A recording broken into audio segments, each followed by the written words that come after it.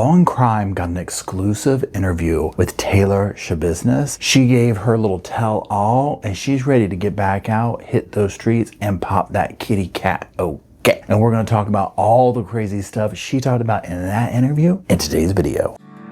Hey, hey, hey, welcome to the Sofa Squad. Sipping from the cup at hey. Now hold on everybody, let's do a quick sofa sidebar now. Keep in mind, ain't no cop, ain't no doctor, ain't no lawyer, ain't no therapist, ain't none of that fancy credentialed stuff, okay? Only credentials we got up in here is my sass, and this sofa. Now keep in mind also, I'm just giving my opinions on very public information, so do your own research, come to your own opinions, and drop them off in the comment section. And while you're down there, if you do like what you see here at the Sofa Squad, drop a little like, drop a little comment, drop a little share. It helps the channel out immensely. Now let's get to dishing. Y'all, the boys have turned officially 1 year old. Now I've been working on their diet, trying to do like a very raw, very natural type thing. So when Maeve reached out to me just to see if I wanted to work with them, see if I liked their raw dog food, I was like, absolutely. And they sent this amazing collection. So we're going to be talking about it and reviewing it. So who and what exactly is Maeve? Well, let's talk about a few of the basics here. So Maeve is the first and only human grade raw dog food made with real whole ingredients. You can actually see it literally looks like the same stuff that we would eat. There's no fillers, there's no sketchy additives, there's no prep, there's no mess. It's literally lean protein, organ meat, fresh produce, and personalized supplements, flash frozen to literally lock in those nutrients. So they sent me several things here. They sent me one of their things of food, and this one is beef. And then they sent me another one here that's chicken. Then they sent me their treats here. Okay, this is beef liver. These, y'all, major hit already. And then I love these. This is the hip and joint supplement bars for dogs. Amazing, awesome. Look at the packaging. It's very simple. And then look at how they do the ingredients. It's just all right here. Very easy, very simplistic, very simple, very basic. That's what we want for the dog food. Also on the dog food here, it shows you, and I love this, tells you how to store it. It also tells you the recommended daily feeding with like activity level, age, all that type stuff. And it also even tells you about how to transition to raw right here on the thing. You don't have to keep up with stuff. You don't have to scan anything. It's all right there. Now the biggest thing, the most important thing is the ingredients. Yo, look at the ingredients. What's the first thing in there? Beef, right? It is what it says it is. Okay, y'all, so now let's take a look at the actual food. So you store this in the freezer and you let it thaw for about 10 minutes or whatever. Y'all, the dogs are going crazy over this stuff. But look at that right there. I mean, it's real food. That's what I'm just like, oh, here we go. Here we go. Oh dear, that's quite good. I feel like I'm on the range or something, back on the prairie. We had to take all the food out of the bowl first to sort it into little categories before scarfing it down. So not only is it nutritious, it's also mentally stimulating. Yeah, so y'all, the treats too have gone over well. Sit.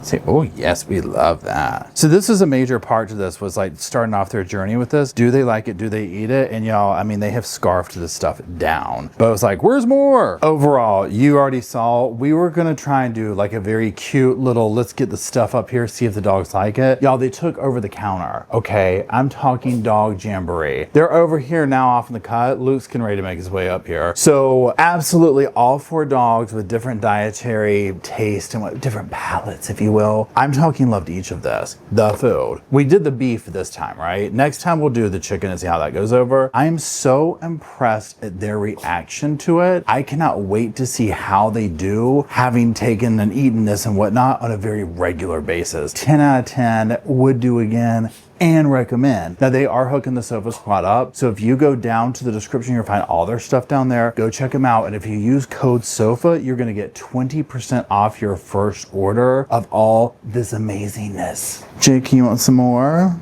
You come back for seconds. I mean, they give it 4 paws up. Hello, Sofa Squad, and welcome back to the sofa. Bam, that's a sofa. Bam! This is a Paul. My name is Paul if you're new to the channel. If you're not new to the channel, my name's still Paul. So today we're going to be revisiting the Taylor Schabusiness, the Shad Therian case. Like I said in the beginning, she sat down for this interview. It is over the phone because of something that popped off or whatever, and not the kitty cat. If you watched it, you already know, right? But something popped off, so they had to do it over the phone. So there's that. So it'll be audio clips that we listen to. But first, if you are new to this case, to this tragedy, to this bizarre situation, let's do a little summary of who is everybody. okay? So on February 21st, 2022, in Green Bay, Wisconsin, Shad Theron, he's only 24 years old. Well, he was strangled to death during a sexual encounter with Taylor Schabusiness, who was 25 at the time, I believe. Now, they had been partying, okay? Like, I'm talking all the party drugs were present, right? But then during this interaction, this escapade, whatever you want to call it, violence would unfold. There were chains, there was erotic asphyxiation. This is all part of the little dynamic going on here that would ultimately end his life. Now, Taylor would continue doing things to him after she took his life, let's just say, okay? And she would then use utensils to dismember and mutilate his body, okay? She would cut out organs, she removed genitalia, she decapitated him, and his own mother would find his head. It was very horrible, it was very gruesome, it was disgusting. Now, like I said, Shad's own mother would sadly find his head inside a green bucket, I believe it was covered with a towel down in the basement of the home. This is where Taylor and him had been hanging out or whatever. And we'll hear more from her about that and what we're about to watch. Now, there was other body parts, like I said, organs, dismembered remains. These were discovered in bags, boxes, totes. I mean, y'all, it was bad. Like, even in the minivan she had, okay? So she is arrested the same day, okay? Her clothes are soaked in blood. She had scratches, cut thumb, all this stuff, okay? She had also removed a GPS monitor from her ankle earlier that month. So she's already got some trouble going on, okay? Now, the trial comes up, okay? So leading up to this, well, first of all, July 2023, a jury convicts her, right? First degree intentional homicide, mutilating a corpse, third degree sexual assault, you name it, she got them all, okay? Now, they rejected her plea, which was not guilty by reason of insanity. They found her mentally sane at the time of the killing. Now, Judge Thomas Walsh oversaw this, and he sentenced her to life in prison without parole. And he called the crime, quote, offensive to human decency, dignity, and community. Now, since then, she's run into a lot of other drama, okay? So first of all, during the trial, Taylor would like laugh and smirk and whatnot while she would hear these graphic descriptions of what she had done. Now, also, she apparently had this thing with Jeffrey Dahmer. We'll hear from that, not like a romantic thing, obviously he's dead, although seemingly that hasn't stopped her, but like an obsession or whatever, right? So she told investigators,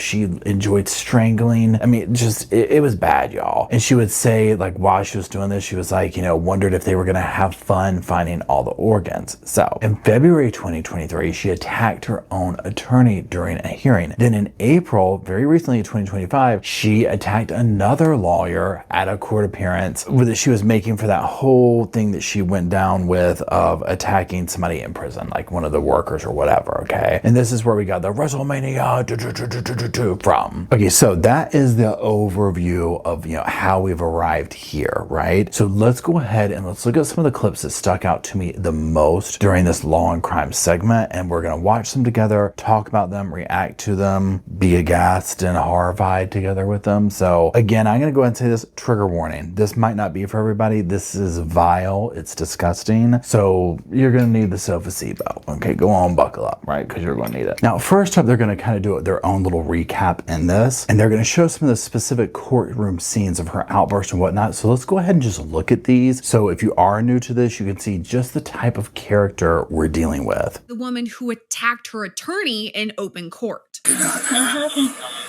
You went off on your attorney, Taylor. You went crazy on your attorney. Okay, now that first clip where he's like, you went off on your attorney, Taylor, you went crazy. This is what I'm talking about, where she walks this fine line. Like, I think she knows between right and wrong, but there's an unwellness factor about her, and I think she will continue to deteriorate, because clearly with her being like, what happened? Do we know that she really felt that way, or that she couldn't remember, or was she just making that up for the court, right? Like, we won't know, but I could see her being the type that goes into some kind of like rage-induced blackout. Now let's watch her infamous WrestleMania.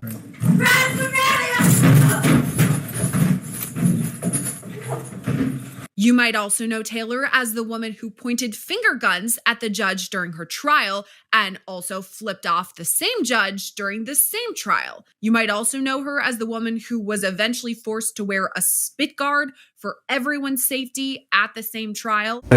Oh, very, very unbecoming. So, yeah, this gives you a little taste, if you will, no pun intended, of Taylor, her behavior, how unserious she took this. I mean, remember the things that she did to this guy. There's families in the courtroom, right? And she's doing this in the courtroom. Maybe not for the WrestleMania attacking or whatever. Now, if you're unfamiliar with that clip, I think really what she was saying is, why is the media here? But later in this interview, she will tell Long Crime why she did this. And again, it's up to us to choose to believe her or not. And now, it wasn't only her courtroom appearances and behavior that were jaw-dropping. The interviews that she gave upon being arrested were terrible. Let's look at this quick clip. Damn, head.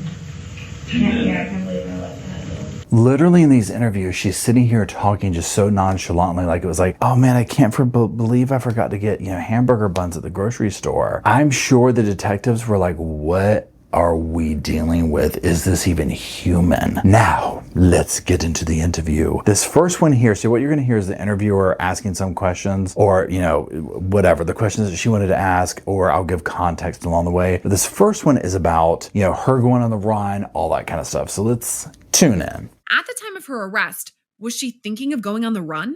I mean, that's definitely what I should have done, That's definitely something that, like, any right-minded person would have done. Mm-hmm. That's definitely something that you could have done. But what I did, I stayed in town.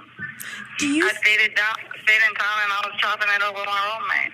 Now, at first, when she was like, I was chopping up with my roommate, I was like, wait, so he was involved? So if you followed the case, or if you don't remember, like when this all went down, she had like this roommate or this guy or somebody she was staying with. And I think it was even his car, don't hold me to that she had. But it was almost like he was unaware of this. So when she said I was chopping it up, and see, I'm getting old. These little figures of speech, I don't really know anymore. So I was like, oh my goodness, she was chopping Thad's body up with the roommate. He said he wasn't involved. And it's like, no, Paul, that's like, they were cutting up, they were like hanging out, they were talking, they were dishing. I can't keep up with these kids these days. Now again, remember I told you the police interrogation, the interview and all that, it was next level. Let's dive back over to that for a minute.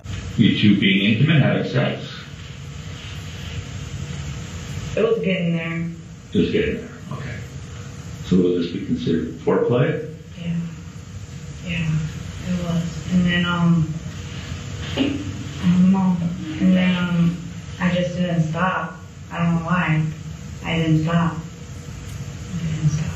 You guys done something like this in the past? Not like that. Do you use manual strangulation during sex at all? Is Shad like that? A manual strangulation? Yes. He likes strangulation? I don't know. You know what I'm Yes, talking about? he does. Yeah. Where'd you do the body? The body's there. Yeah. It's, So we're gonna take the head somewhere? I like that. You liked it? Well, you're gonna have fun trying to look for all the organs, but yeah, they're all dismembered. Yeah. So you dismembered the body too? Yeah. Well, what did you do with the body parts? Oh, they're in the house. Somewhere? They're like, yeah. Basement, upstairs, downstairs? Absolutely in the basement. I was gonna bring them with them. And then, I know I forgot the head. I wanted the head. Did you bring anything with you? Yeah, it's in the van. What? It's in the van. It's, what is it?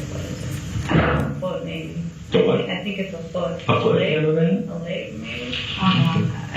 I'm like, I'm gonna bring it all, and then I'm like, man, this is messy, so then I just left it. I got lazy. Okay. I got lazy, and that's what I did, so I'm like, How did you dismember his body? knives. With what? Knives. Knives? Just more than one knife? About 4. Where'd you get those from? Kitchen. So I couldn't find mine, and I wasn't sharp enough. You weren't sharp? No. It was alright. A bread knife works good. Bread knife? A bread knife works good, yeah. Really? I had to use what I used, so like, yeah. I got lazy last night, so. Where would these knives be now? They're in with all the organs and all the body parts. And where was that? In the black bag. It's in the black bag right now.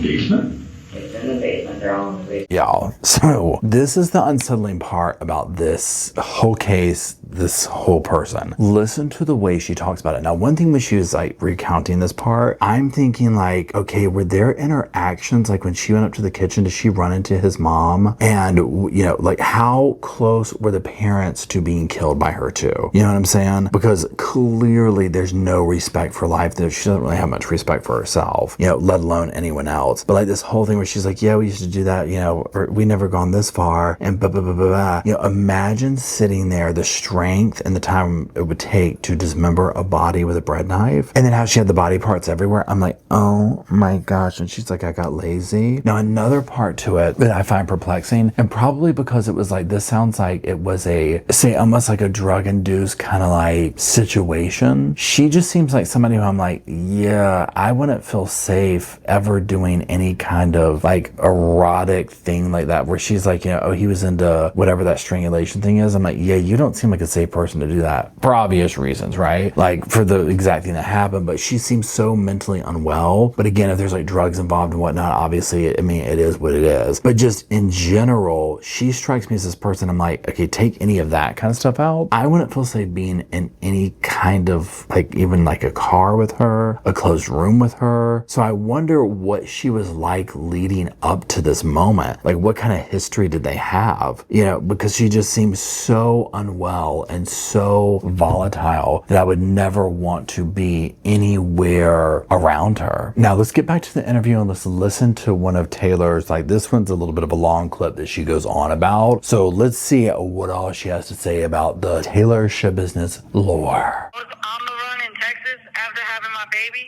taken. I decided to make things right and clear up north. When I got back, they put my on the bracelet. I went to buy a bag on the low, so I went to my ex who was a Satan disciple, and family, we all Latin kings. So we beeping, we don't with SDs. I gave him $100 for the bag, and the bag was $50. He pocketed the cash. Me and him and another homie all soaked up, and then my homie left, and I went to drop off my ex, and he wanted before I left. So I went into the basement, and he went and pulled out 2 chains. I asked him, where my money at, fool? And he said, I ain't got it. So I took a chain, I put it around his neck, and I asked him again, where my at? He didn't respond. His face turned purple. There was blood coming out of his mouth. So I laid down on the bed and to listen to his heartbeat, and I said, damn, this motherfucker's still beating. I went upstairs to grab a kitchen knife. I went back downstairs, took off his pants. I sucked his cut his head off at the same time, because the only SD that I would ever be doing would be sucking. Then I chopped his off and concealed the crime. I used a nearby shower drain to pour out the blood and put in bags and boxes around the basement to store the body parts in, and plastic bags for the organs. I was covering up his body, and while the people were entering the basement, I would continue to cut him up, and then and I would cover him up, and then when they would leave, I would cut him back up, and then I headed out to the truck, and I started loading up the body parts in there. And then I went back to the apartment I was staying at after chopping it up with my roommate. I went to go get rid of the body, and then there was cops surrounding the place with their guns out telling us to get down, get on the floor, and that's why I'm in custody today. Y'all, okay, so side note, I'm recording at my office. This is so vile that I'm literally like self-conscious of this even playing, right? Because I'm like, right? It's so bad. Okay, so a couple of things with this. First of all, let's translate what she just said. She's talking about this drug deal. She gave him $100. She's saying this. They went to get some drugs. She gives him the money. It's $50. He pockets the 50 and basically rips her off, right? That's essentially what she's saying. So then they go back. He wants to get it on before she leaves. So she quickly realizes like, oh, wait a second. You don't have my money. So then she just kills him. Then she goes and gets a knife, performs services on him while he's dead, while she is cutting his head off. Now, I do remember the part about her saying she listened to his heartbeat. Like at that part, I remember. This whole other story that she's talking about doesn't even sound right. Like, I don't even know if I believe this, because she's like, oh, he's a Satan's disciple. So in my mind, we're talking about the victim,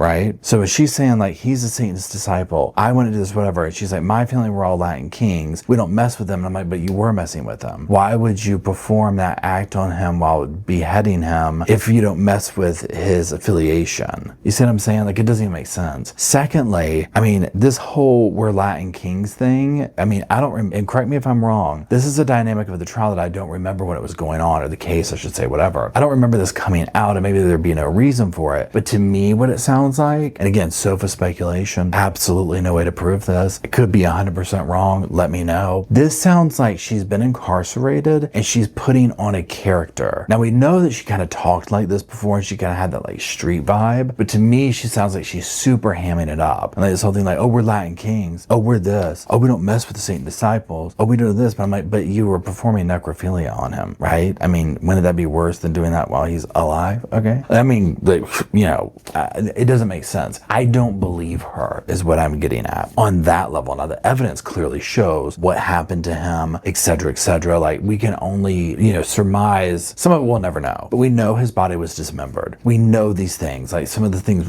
you know it happened because it's the proof is right there. So I'm not sure I believe that she's a Latin king. I mean, would they even be okay with somebody who had done something like this? You know, and I mean, not like even the murder part, but like the things that she did to his body. Like, I guess maybe in like prison gang culture. And I mean, I don't know, but I would think that this kind of stuff and talk would not be cool. It would be one thing if she was just like, yeah, he ripped me off, so I chopped him up. I think that might pass the vibe check, but the bizarre component that, you know, the act that she did on him and that kind of stuff, that doesn't seem like that would pass the vibe check. I mean, I feel like those people who do stuff like that they don't do well in prison, but I could be wrong. And this could just be a character that she's putting on as an act, right? I see her being a pretty aggressive person, and I imagine she can hold her own. So I'm not sure why she would need to do that, but what I'm getting at is, I don't believe her. Let's keep going. Well, what went down was I had bought a bag of dope. I bought it for $50, but I gave him $100 and he didn't give me my $50 back. And what went down between the whole thing, he was a SD, and then I was a Latin king, and then I wasn't supposed to be doing my with my ex, but that's what went down. And you know, SDs and Latin kings, they ain't good. Okay, again, that makes zero sense to me. This is where I'm talking about with Taylor. I think that there is a component of unwellness. And again, I'm not trying to sit here and say, oh, she doesn't know right from wrong or whatever. There is something going on up here. You know who, like, a similar person? Eileen Warnos. Remember, like, you could see the mental dynamic of her just deteriorate over years in her interviews and stuff like that. And it started off as this person who was like, you know, I'm going to kill these Johns and get this money, you know, that kind of thing. And then where we saw her at the end, it was like someone who just something had snapped more so than you started off with snapping, right? This is the vibe I get from her, because some of the stuff she says doesn't make sense. And so also, if we were to believe in the beginning, it's like, remember when she would attack the lawyer and they'd be like, what's going on? She's like, I don't know what happened. Like, I don't know what happened. And they're like, you attacked your lawyer. This could account for that, to where maybe she's making this up in her head, because I'm not sure why she's stuck in this Latin king, Satan's disciple thing. And somebody might have more like knowledge of her personally, her circles, inner workings, and be like, oh no, that is legit. I don't know. Right? But it just seems very weird that this is so prevalent now in her story. I wasn't supposed to be doing business with my ex, but I did. And then what he did, he pocketed the money that I was supposed to have. So I went out and took his out for that. As soon as that went down, I started chopping up the body. Because I did one thing for sure.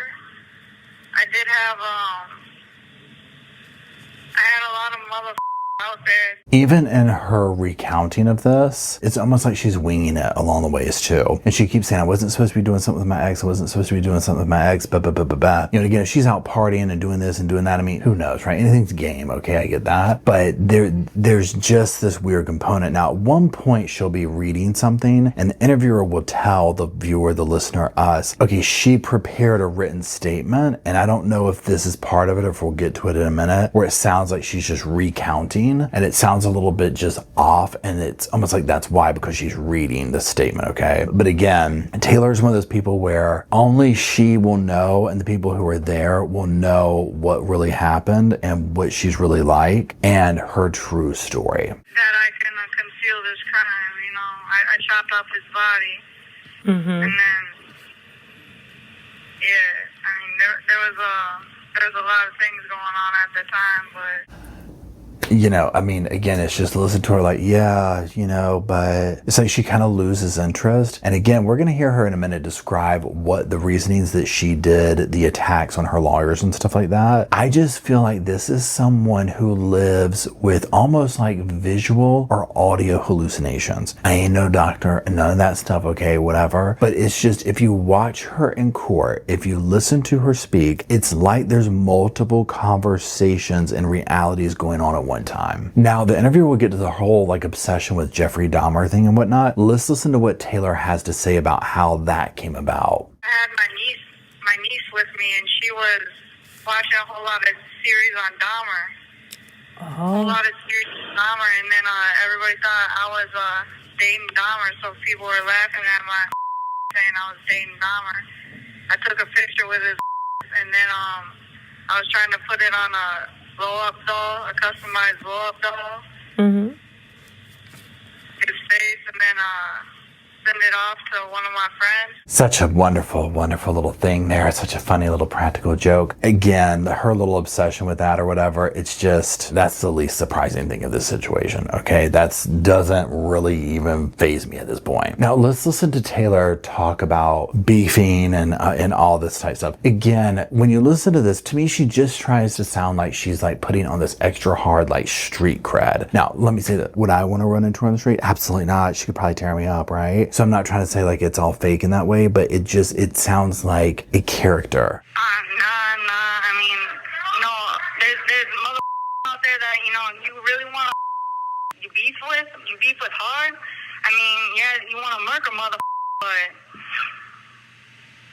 I mean, that's what other mother they be saying on my name, that I've killed more than one, but man, I'm trying to work on this appeal, and get out. I mean, I'm trying to work on the appeal. Girl, you've attacked your lawyer already at the appeal process, right? But the fact that she's like, I'm trying to get out. I mean, I guess, as human beings, we all have to have hope. And once you give up on hope, like that's pretty bad. And so I can understand that dynamic, but like, and that's all, like, what else are you going to do? Right? Like, this is one where I'm like, yeah, I don't think that's going to work out for you. Like, but I mean, try, sure, it's your right. But, yeah, I don't think that's going to be out. Now the interviewer will then start getting into the whole conversation of, well, girl, tell us, what are you wanting to do when you get out? What you want to make of your life, Miss Schabusiness? I would like to be a teacher, or I'd like to be a whatever, I'd like to be still slinging my pussy on the street, but, over here it's all right. Okay. All right. Well, that makes sense. Well, that makes sense. Imagine Taylor at like a dinner meeting, like say she went to a dinner with her boyfriend and the mother was kind of like this proper person, whatever. And she's like, Miss Schabusiness, tell me now, Miss Taylor, Miss Schabusiness, what do you want to do with your life now? What do you see yourself doing in 20 years? And that's her response: slinging my kitty cat on the streets. Well, what a lovely young lady she is. Son, you've picked a real winner. I can't wait to see what kind of children you make me a grandmother with. I mean, it's just... I cannot, y'all. And she's like, it's all right in here. I guess she's slinging the kitty cat in prison. I mean, hey. But I mean, this is what I'm talking about. Like, who would even say, like, can you imagine saying that? And she might do it for shock factor. I'm seldom left speechless. I'm lying. I'm speechless all the time with the stuff we watch, but you know what I'm saying. With Taylor, I'm not that speechless. This has my mouth dropping. Now, remember how I keep saying, she talks about why she attacked the attorneys and whatnot? Well, this is the next segment we're going to listen to. So let's see. What exactly went down? The most recent one, when my attorney, he was calling my and he was saying, I need another competency here, and he kept on calling my sticking his tongue out at me, and so I went off on his. But the one before that, he was doing the same thing too, saying about competency. He kept on saying, you need more competency hearings. You need more competency hearings. They constantly keep on saying that, and I said, no, I'm straight. My dad showed up in the back of the courtroom, and as soon as he popped through, that was my dad's previous attorney too, and then he had just fired his. He said, get this guy off your case. So then, as soon as my dad popped up into that courtroom, when he sat his down, I already knew it was go time, and that's when I had to go in. So then that's when I went in and I fired it. So if you watch the trial, you'll know that her father testified in her original trial. He was incarcerated at the time. So clearly there's, stuff going on or whatever. So what Taylor is saying is that her dad came and sat in the courtroom, so clearly he's out, and that he had said that was my previous attorney and he's not good. So that's what happens when you're doing these public defenders, and especially if she has, if her family has a history of each being in the, justice system and the prison complex system and all this kind of stuff or whatever, right? So they would have had their own experiences with different lawyers. So when she's saying when dad came in, like that was my time to pop off, and so she got up and fired him, which I guess that's her way to do it. If you attack, I'm assuming, right? If you attack your attorney, they're like, done, can't be doing that, instead of just going about it a certain way. And it might be something where like they've just learned, hey, you have to be dramatic to get what you want, because if you don't, they're going to have 5 hearings over the fact of why do you want to get rid of your attorney? So it's like, and probably in her world, like just beat him up real quick and then they'll get rid of him, right? At a certain point, I get it, okay?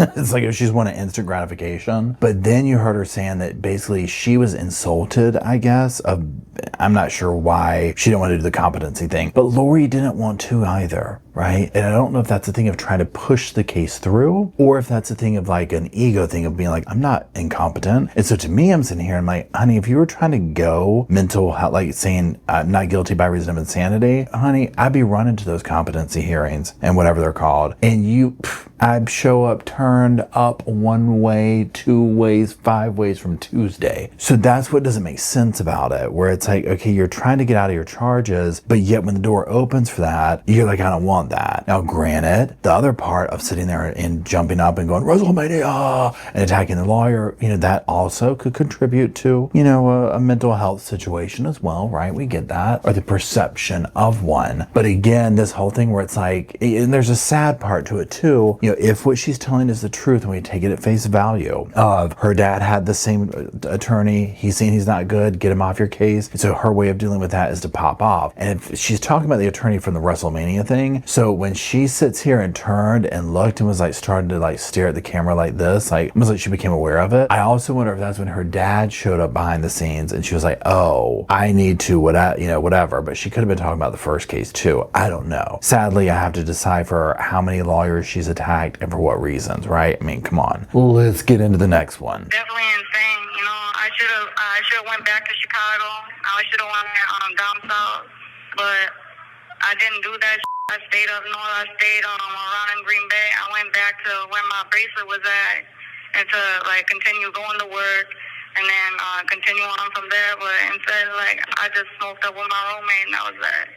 To be clear, though, Taylor Schabusiness was found guilty and found to be sane at the time of the crime. So, yes, again, as you heard the interviewer say, she was found guilty, she was found sane. And you heard Taylor, there's this level of I should have done this, I should have done that. I just feel like in my memory from the trial, hearing her upbringing, there's clearly some stuff going on, right? And I think that combined with maybe her own personal stuff, I don't know, right? I can't, she's a case that is so bizarre to me, and it just continues to be more bizarre. And I think also it's mixed in with and I don't know how you say this, but almost like somebody who doesn't have any sense of this is how you act, and I don't know what you call it, manners, how you go about things. Clearly if what she says is true, her father, has a certain way of teaching her things that might not be the best way. Clearly issues going on there. So someone that just doesn't have any kind of social graces, any of these things, and then also a component of it, I don't know what's wrong with her. I'm not a doctor, not a therapist, any of that type stuff. But to me,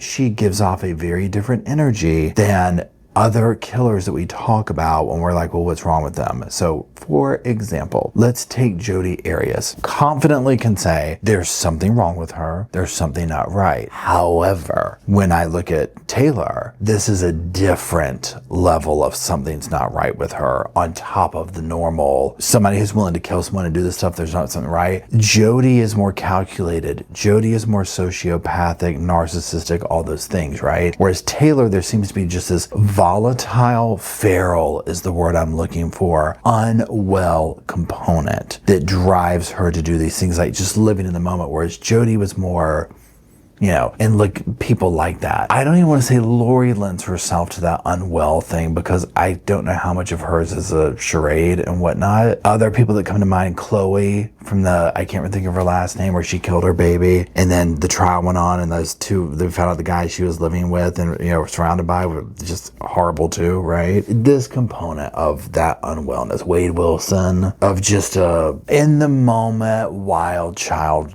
thing. So anyways, that is it. So we're going to continue to see Taylor in the headlines with appeals, with charges she catches behind bars. She's going to do that. She probably fits right in prison. She probably has joined some gang. Maybe she tried to join, maybe she is Latin Kings in prison now. I don't know, right? But I just know that behaviors like hers, personalities like hers, people who are willing to go to these links and do what she does, we're going to continually see her pop up in the headlines. It is what it is, right? So anyway, if you're still watching, I do appreciate you for doing so. If you could drop some little comments off in the section below. I said that completely wrong. If you could rewind and drop some little sofas off in the comment section below. You can even drop some of these little pillows. They're kind of weird. This one, I got pizza on it. But if you could drop those off for myself, Rosco and Spirit, Bo and Luke, and well, the Sofa Squad. So I'll have a place to sit and talk about all these crazy cases and things and situations that we do. And until we all go down there to do that, I'll see y'all soon. I just wanted to say thank you again for watching the whole video, and also thank you for being part of the Sofa Squad. Special thanks to all the Patreon members, channel members from both of my channels, everybody who likes, shares, subscribes, comments in the comment sections. It helps the channel out so much. Now don't forget, I do have that other channel, the podcast channel. That's where we go live, we hang out, we talk. We have kind of sort of a schedule, but just be sure and check it out. I'll put it up here on the screen. And then like I said in the beginning of the video, if you want to follow me and Rosco on the Instagram, go on, check it out. It's right here on the screen again. But once again, thank you very much. I really appreciate you being part of the Sofa Squad, and I'll see you in the next video. Hey, welcome to the Sofa Squad. Sipping from the cup that hey, come laugh with the Sofa Squad. Can't roll my damn eyes hard enough.